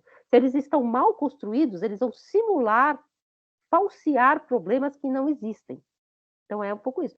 O cientista físico, ou depois vocês vão ler, Carnap, tá? Eu não vou entrar muito nisso aqui, mas, por exemplo, ele vai pegar, inclusive, as ciências que a gente acha que são extremas, nesse caso da empiria. Ele vai falar assim, a religião. O que eu posso dizer sobre a religião? Todos os enunciados que eu posso construir em torno das questões da religião são empíricos. Eu só posso ver as experiências religiosas a partir da minha posição empírica. Eu não posso ir além disso. Então, o que eu faço é uma espécie de etnografia. Eu vejo, anoto, crio um sistema. É isso. Mesmo na religião, mesmo na psicologia, né? Freud, evidentemente, para eles, escrevia romances, né? Porque você escreve uma coisa que você não está vendo. Não, a psicologia empírica, ela verifica os comportamentos e classifica. Mas aí ele continua. O método, então, da análise lógica. Mostramos anteriormente como aplicar esse método e seu uso negativo para purificar as ciências e a metafísica dos seus erros, né? E nesse caso, ele serve para erradicar as palavras desprovidas de significado, os pseudo-enunciados, os enunciados que não dizem nada, desprovidos de sentido. Em seu uso positivo, então, o uso negativo é uma espécie de medida purgativa. Eu vou purgar as ciências dos seus erros. No seu sentido positivo, serve para esclarecer os conceitos e os enunciados dotados de sentidos, para fundamentar logicamente a ciência do real e da matemática. Então, as ciências do real, biologia, a antropologia, ele vai falar da própria história, né? Claro que elas têm métodos diferentes, mas a filosofia serve como método para todas as ciências. Aliás, parênteses, é um pouco por isso que Introdução à Filosofia é um curso que a gente oferece para outros cursos, né? Uma disciplina que a gente oferece para outros cursos, porque é a ideia de que a filosofia, ela é, antes de tudo, um método, ela é metodologia de trabalho. E ela explica, portanto, para as outras disciplinas como elas devem proceder ao nível do método, ao nível do enunciado. É uma espécie de teoria da argumentação. Como é que eu argumento bem, como é que eu crio uma boa estrutura lógica para verificar um experimento. Então, esse é o papel da filosofia. E aí ele continua. A aplicação negativa do método é, na situação histórica presente, necessária e importante. Por quê? Porque a gente tem que purgar a metafísica e a filosofia e as ciências desses pseudos enunciados, desses enunciados que parecem que são logicamente bem construídos, porque eles têm uma forma gramatical correta, mas eles não querem dizer nada. Por exemplo, o nada nadifica. O nada nadifica parece que quer dizer alguma coisa, porque eu estou colocando uma ação em relação a um sujeito. O nada faz alguma coisa. Só que se eu for verificar do ponto de vista das ciências empíricas, como é que eu verifico se o nada nadifica, aniquila, né? Então, o que ele mostra? Esse texto do Heidegger, ele pode ser tudo menos ciência. Ele é poesia, ele é o que vocês quiserem, mas não é ciência. Para um autor como Carnap, o que é o poema do Parmênides, que a gente vai ler a aula que vem, que a gente vai ler nas próximas aulas? Poesia. Bonito, joia, mas não é ciência. E eu não vou estudar filosoficamente o poema de Parmênides. Você vai estudar esse poema lá nas letras. Aqui, não. E isso é muito interessante, porque vocês perceberem o recorte dos departamentos de filosofia. Num departamento de filosofia americano, estadunidense, eles não vão estudar essas coisas, Parmênides, Heráclito, vai ser estudado exatamente no departamento de letras, nas letras, né? Eles não vão estudar arte, cinema, tal, não, isso não faz parte. Eles vão estudar exatamente análise do discurso, análise lógica, questões de ética, mas não é ética lendo Aristóteles, questões de ética, muitas vezes de inteligência artificial, vai muito mais para esse plano, percebe? Enquanto que nos departamentos franceses, ou nos departamentos brasileiros, por isso que eu comecei falando para vocês da ideia do departamento francês de ultramar, que é a USP e vários departamentos brasileiros, já não. É um departamento voltado a um modo de pensar a filosofia que é historicista, que é o que eles chamam de filosofia continental. Evidentemente, isso é do século XX e hoje em dia vocês vão ouvir de vários professores do departamento, tal filósofo é um poeta, Rousseau é um romancista, Nietzsche é um poeta, isso não interessa, isso é ultrapassado, isso a gente não lê mais. Vocês vão ouvir muito disso de alguns professores, e de outros ele vai falar, não, eu sou filósofo e estudo Rousseau. É isso. Tá? Quem está correto? Vocês decidem. Na verdade, a gente depois vai conhecer esse momento histórico em que houve essa quebra. Essa quebra que leva, inclusive, tem um livro da França de Agostini, que eu não vou pegar aqui em cima, mas é um livro que chama Analíticos e Continentais, ela vai explicar, inclusive, como os próprios temas de pesquisa são absolutamente diferentes. Um tema um tema continental é a noção de utopia em Thomas More, ou a noção de república em Platão. Um tema analítico é a relação entre, não consigo nem fazer o tema analítico, a relação entre a qualidade e a quantidade de tal coisa. É um tema não historicista. Professora, mas se analisar que o nada apenas pelo viés empírico não estaria analisando por um viés muito restritivo, afinal, se a sentença pode ser construída racionalmente, ela não é coerente dentro de um raciocínio lógico e racional, mesmo que abstrato? Então, não, para ele não, porque ou ele está falando aqui é radical, tá? Depois, claro, ele mesmo muda essa radicalidade. Aqui é o jovem Carnap, né? Então, são os jovens, eles são um pouco radicais, inclusive, por isso que eu falei para vocês da Bauhaus. O manifesto da concepção científica do mundo parece um manifesto daqueles das vanguardas, sabe? Vocês devem ter lido na escola, o manifesto surrealista, o manifesto dadaísta. O manifesto surrealista que diz, eu acho que é o dadaísta que diz, para que serve um Rembrandt? Para passar roupa, para usar de tábua de passar roupa. Por quê? O passado não serve para nada. Então, é uma espécie de iconoclastia radical, que está muito nesses textos. Eles são radicalmente iconoclastas. Depois ele volta um pouco atrás. Tal. Mas perceba que ele diz aqui, existem dois tipos de enunciados, os matemáticos e lógicos e os empíricos. Os outros não são nada. Então, o nada nadifica é um enunciado empírico? Não. É um enunciado lógico? Não. Então não é nada. É um pouco essa questão, radicalmente colocada, tá? É claro que essa radicalidade, enfim, né? É claro que você faz modelos, depois vocês vão ver isso também mais para frente. Mas aqui, falando radicalmente, existem dois modos de construir enunciados com sentido. Você pode escrever que o nada nadifica? Pode, se você for poeta, se você pode escrever o Parmênides, vai dizer que eu cheguei, a deusa me diz que há dois caminhos a se trilhar, um que é a verdade bem redonda e o outro em que as duplas cabeças erram. Sei lá, eu não consigo encontrar caminho nenhum, nunca vi a verdade bem redonda, né? Enfim, eu não sei, eu não consigo verificar. Então, a noção de verificabilidade também. O enunciado que eu posso verificar. Eu posso construir um enunciado que eu sou incapaz de verificar, mas que é verificável de algum modo. Por exemplo, eu fazer um enunciado sobre os planetas. O Marte tem água. Eu não consigo verificar agora, mas é verificável, percebe? De algum modo. Eu posso não conseguir verificar, mas é verificável. Agora, Marte é o deus da guerra. Deve ser, né? Marte é um ser transcendental.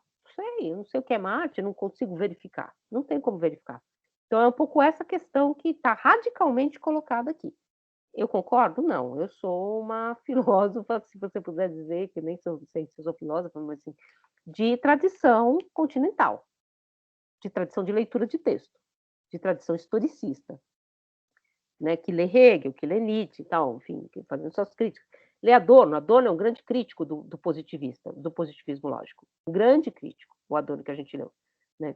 Agora, eu quis colocar aqui para vocês, porque eu acho que esse desenho lógico vai ser muito marcante para vocês, não só na história da filosofia, claro que aqui a gente está fazendo história da filosofia, mas também para entender, não só para entender a história da filosofia, mas também para entender o próprio departamento de filosofia em que vocês estão, que é um departamento um pouco diferente dos outros departamentos em geral, embora tenha hoje em dia departamentos mais analíticos, principalmente no sul do país.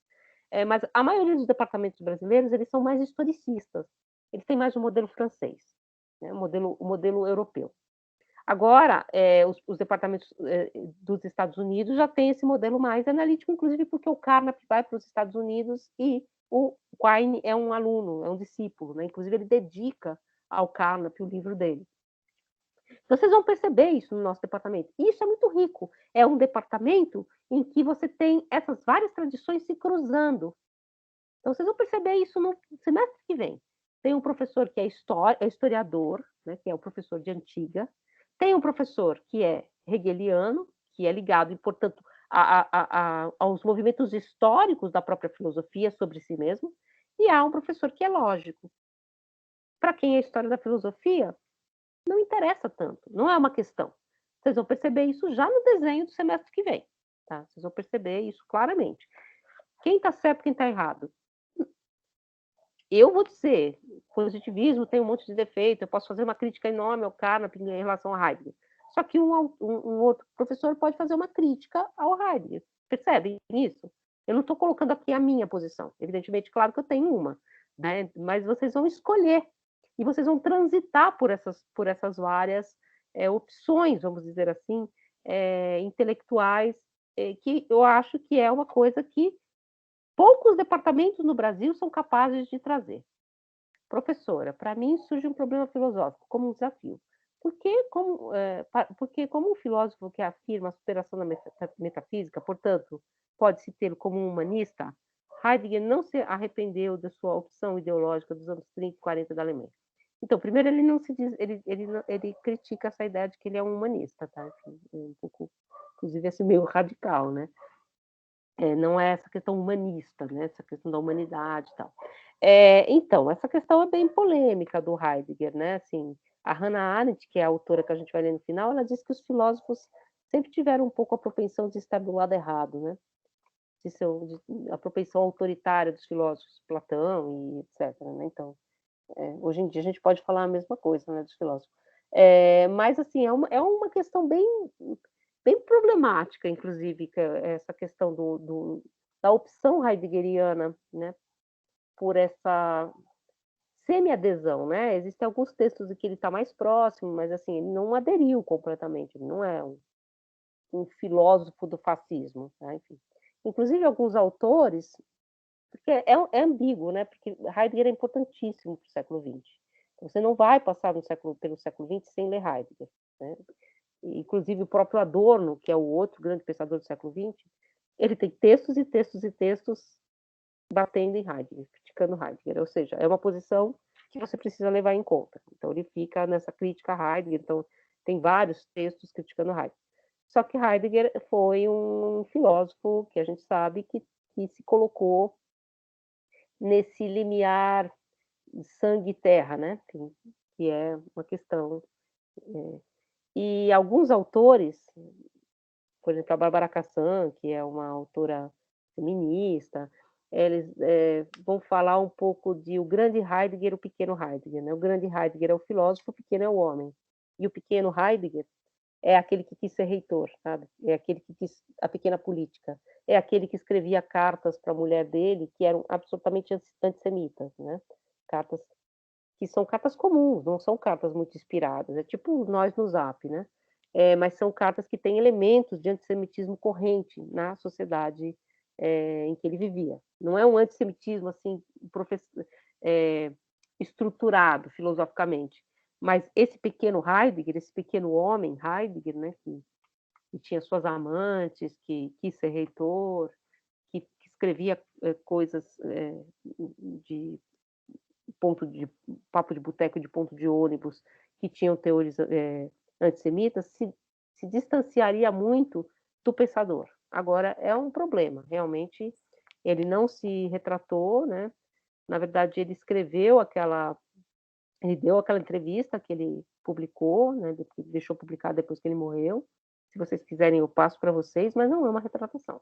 Ele disse que não é isso, né? Não é exatamente uma retratação.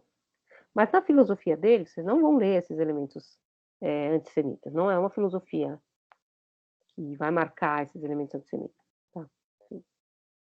E é muito problema mesmo, né? Porque é um autor que é fundamental para o século XX. Vocês vão ouvir muito, ler muito Heidegger. Inclusive, tem uma assimilação que é muito própria do Brasil, eu acho, de um Heidegger por uma vertente um pouco religiosa. Não um Heidegger religioso, mas por um pensamento que é mais religioso, é mais que vem de pessoas que têm uma relação com a religião, vamos falar mais assim. Por exemplo, você tem um heideggeriano aqui no departamento, que é do grupo de estudos de filosofia da religião, que trabalha Heidegger nessa interface, né? Os grupos de estudos, então, a gente estava para fazer essa lista, né, de grupos de estudos, eu sei de um que acontece, que é o grupo de estudos do Hegel, sexta-feira de manhã. Tem um grupo de estudos de Hegel, eles estão lendo a ciência da lógica. É o Eric, que é o professor com quem vocês vão ter ético o semestre que vem, e o professor Fábio. Como vocês vão conhecer o Eric o semestre que vem, vocês provavelmente podem conversar com ele pode passar para vocês essas informações. Mas tem os grupos de filosofia da religião, isso também fica muito anunciado no site do Departamento de Filosofia, filosofia.nb.br. Filosofia.nb.br, né? Embora esteja sempre um pouco. Agora eu vou gravar, tudo bem. É meio feio, porque filósofo é meio descuidado, é meio zoadão, assim, e parece que está tudo meio desatualizado, mas não está. Às vezes eles não atualizam aquilo decentemente, tá? Eu me incomoda porque eu tenho toque, né? Aquelas coisas tudo zoadas, sem a foto e tal. Mas eles colocam lá, por exemplo, essa palestra que está acontecendo agora está anunciada lá na página. E na página, se vocês entrarem na página do departamento, tem também a pós-graduação. Por exemplo, o grupo de filosofia da religião é um grupo da pós-graduação. Mas eles têm encontros periódicos, tá? Então, e esse grupo, por exemplo, de filosofia da religião, eu falei um pouco desse grupo também no Falas, acho que por isso que vocês estão perguntando. Ele é um grupo que congrega filósofos de vertente analítica, filósofos heideggerianos, filósofos que estudam existencialismo, vários filósofos. Tem o grupo de filosofia política, vocês vão conhecer também. O semestre que vem vai ser uma porta de abertura para vocês, porque vocês vão conhecer outros professores, né? Que é organizado pela professora Cecília. Perguntem para ela, que é, acho que sexta-feira ou quinta-feira, tá? que se encontra. Tá? Eles estão lendo Rousseau agora, eu sei. Inclusive, dia 14, eu vou convidar vocês, que vai vir aí um rousseauista, um estudioso de Rousseau, que traduziu esse livro aqui, o Dicionário de Música, tá? Traduziu e apresentou o Dicionário de Música, ele vem aí falar para a gente, tá? Eu passo o link para vocês assistirem a palestra, né? Que é um estudioso lá da USP, que vem falar aqui para a gente. Esse livro está bombando, né? Saiu na Folha, tá? Que é o Dicionário de Música. Então, aí vários outros, aí tem outros, tem o Arcai, né? Que é o grupo que vocês vão conhecer o professor Eduardo Wolff no semestre que vem, que estuda as origens do pensamento grego, ocidental, né? Então a Grécia, tem um pouco de pessoal que estuda também latim, que estuda os romanos, tal. Que mais? Você lembra de mais algum, Yuri? A gente tem um grupo, mas que não está atuante, mas também não sei se vocês se interessariam, que estuda Walter Benjamin. Na verdade, a gente fica lendo Walter Benjamin.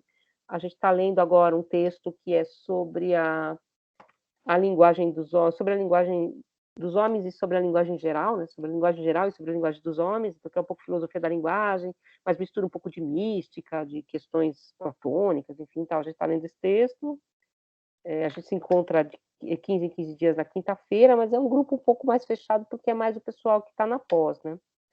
Mas tem vários, assim. Você lembra de mais algum? Assim, acho que você falou os maiores, né? Porque tem uns grupos que são um pouco mais espontâneos, assim, né? Grupo de leitura desse livro. E aí depois, Isso. fechando, eu sei que a Érica, que é de Ah, moderna, às vezes abre os isso, grupos isso. depois das matérias, né? Mas aí eu acho que ela restringe mais, é assim, quem já fez Tá. moderna entra para aprofundar. O que eu me lembro é esse. É. Lógica, não sei se Tem o tem. Lógica no Avião, que não é um grupo de estudos, lógica, é um grupo de estudos, mas a Lógica no Avião funciona assim, quando passa um lógico por aqui, eles catam o avião e traz o lógico aqui para falar, que foi aquilo que eu falei para vocês, não sei se foi aqui ou se foi na outra turma que eu falei, que por exemplo, a gente recebeu um lógico que falou um pouco sobre uma questão Parmênides, uma releitura de Hegel e tal, e a gente fez uma entrevista com ele e publicou na revista Polemos. Então, acontece muito isso, né? Tem o grupo de Spinoza, que é da professora Érica, assim, então, mas são grupos esporádicos, nesse sentido que o Yuri falou, né? Porque o grupo de filosofia política é um grupo que é do CNPq, é estruturado, inclusive tem lista de presença, tal. E aí existem esses grupos, mas assim, vamos se reunir e ler um texto. A gente, por exemplo, já fiz grupo de pesquisa, de leitura com o professor Alexandre Han, aliás, a gente divide a sala, né, quando a gente tem sala, e aí a gente lia Kant, né? A gente foi lendo vários textos do Kant. Então tem esses grupos que vão se formando, tá? Se eu souber de algum que está se formando aí, eu aviso vocês. Se vocês quiserem muito ler Hegel.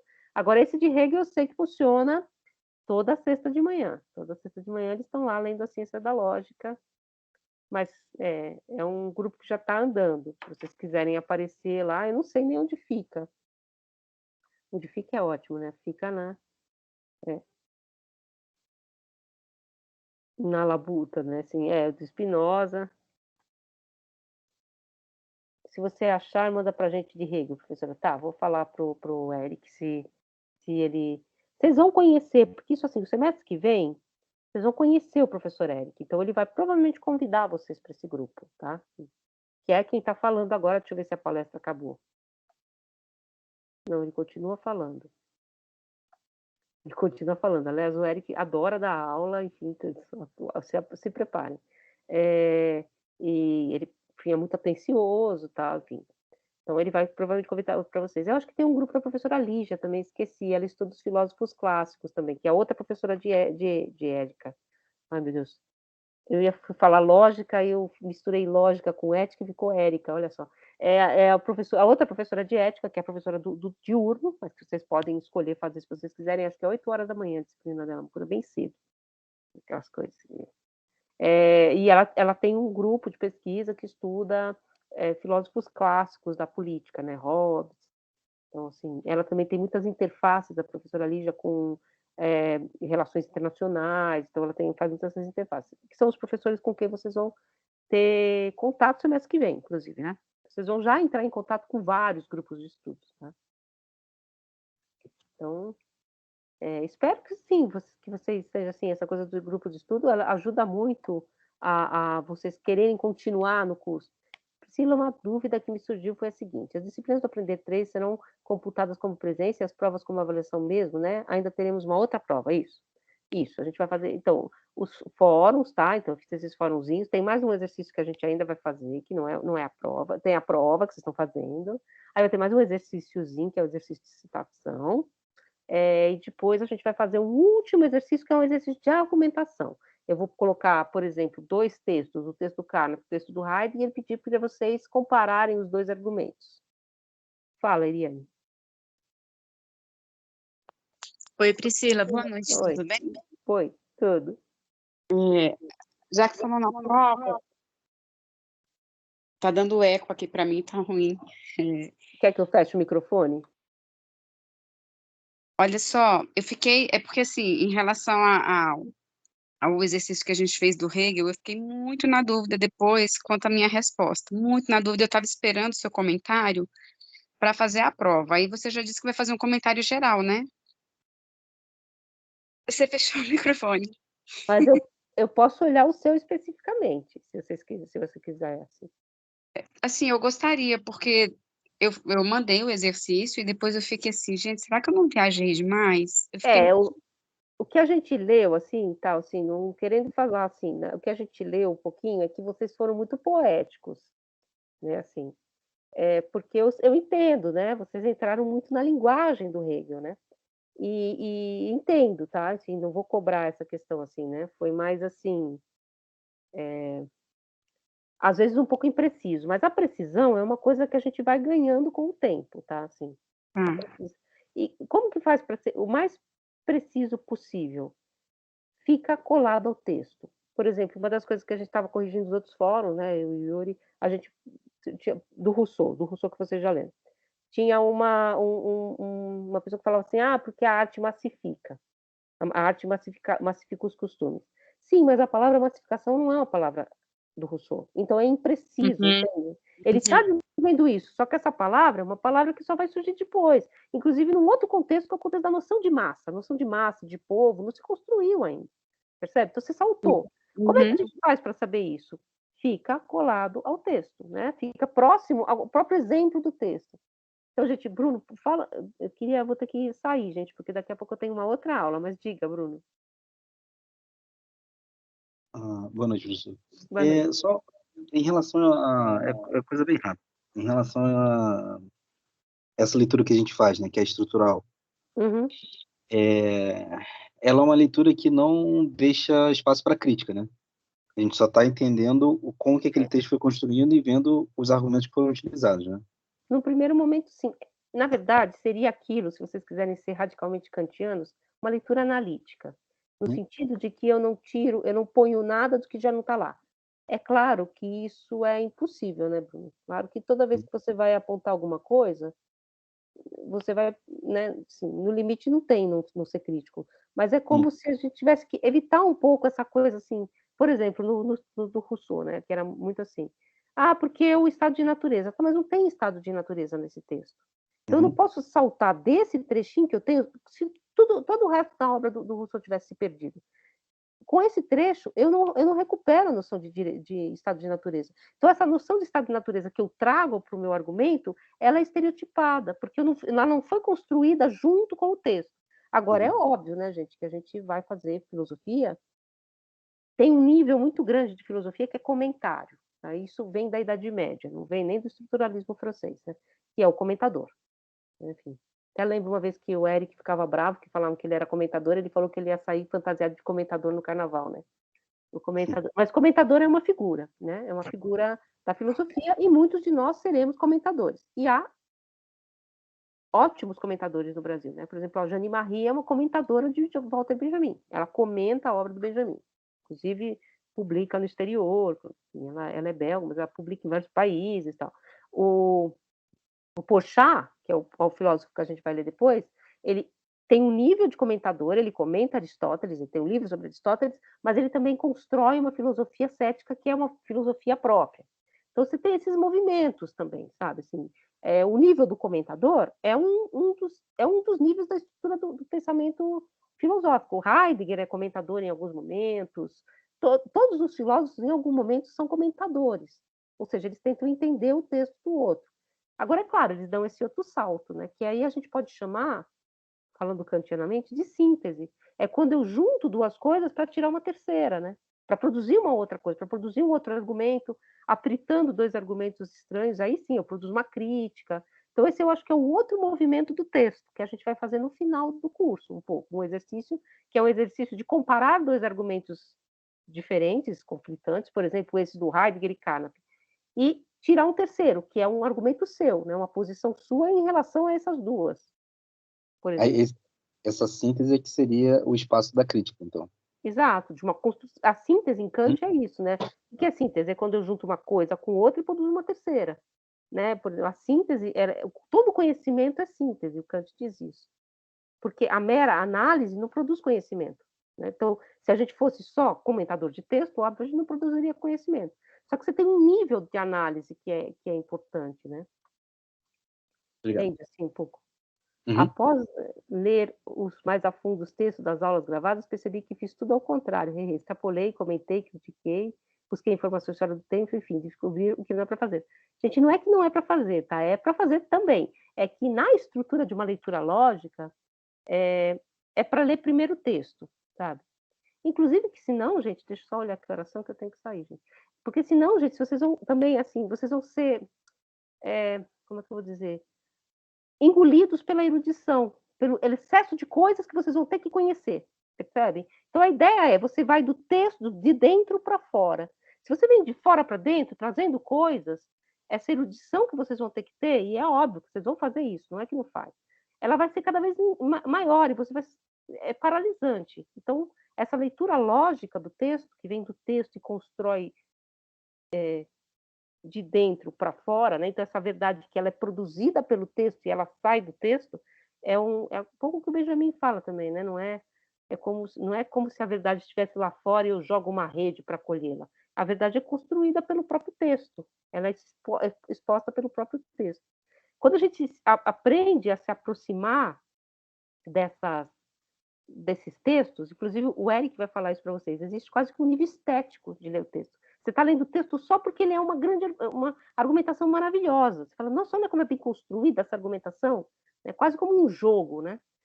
Quando a gente entra nesse elemento, claro que não é para ficar só nisso, né? Você também começa a pensar filosoficamente, porque você começa também a conseguir articular os seus textos desse modo. Gente, eu vou ter que parar de gravar e sair, porque eu tenho uma outra aula ainda, e o pessoal já está chamando aqui. Vou parar a gravação. Isso, as aulas vão ficar